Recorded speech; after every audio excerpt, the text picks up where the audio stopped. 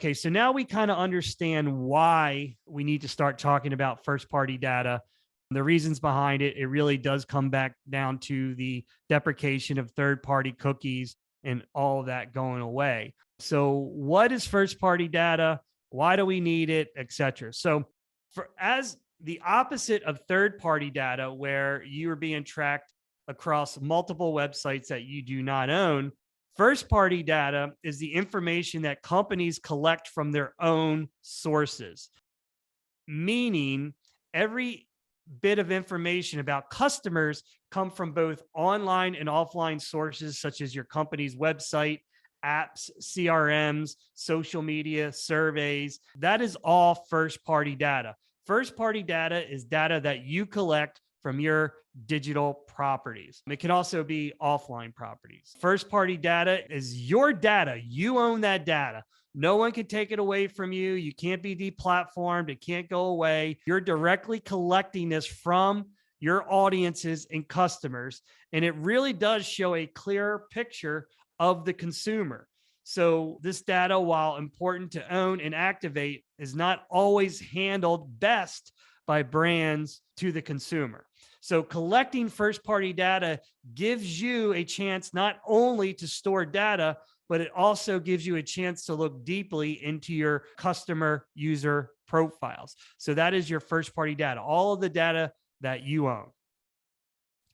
Now, there are some problems with traditional first party data. First of all, while it is sort of the new gold rush to collect this first party data, as we're going against the clock when it comes to the deprecation of all third party cookies, there's really not enough first party data out there to make it usable and to activate. And it's actually hard to get more first party data. So while I'm saying that we need to focus more on first party data, there's not enough and it's very hard to get more. So we got to figure out ways how to get more first party data.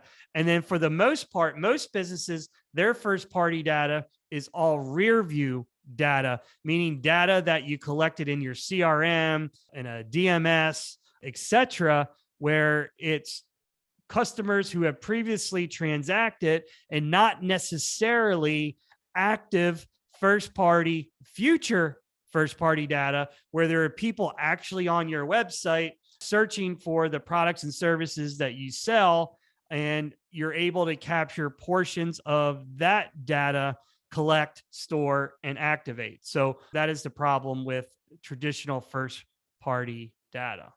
So then we want to enter into something called zero-party data. So zero-party data is very similar to first-party data.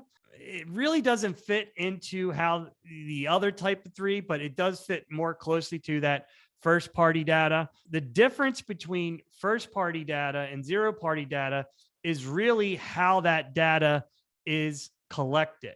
So it's really about you offering something to the consumer in exchange for something that benefits them. For example, that could be some sort of digital download. It could be a coupon where someone is going to give you their information in exchange for their information. So it's zero-party data is offered to you, to the consumer, in exchange for something that benefits them. Your customer is intentionally sharing their data with you. So this is a great situation because, from a privacy standpoint, we know that they're giving us permission to use their data and have their data.